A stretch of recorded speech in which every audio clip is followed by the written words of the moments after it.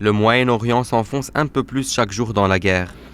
13 nuits de frappe, des ripostes en cascade sur plusieurs fronts et un baril de pétrole qui s'envole.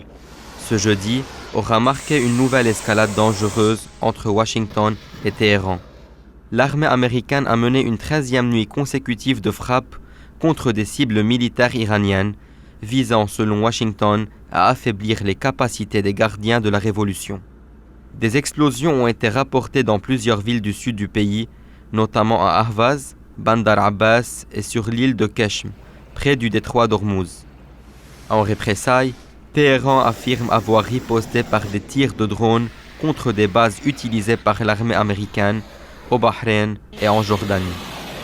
Le Koweït a lui aussi rapporté avoir été visé par des tirs de missiles et de drones iraniens, ses défenses anti-aériennes ayant intercepté plusieurs projectiles.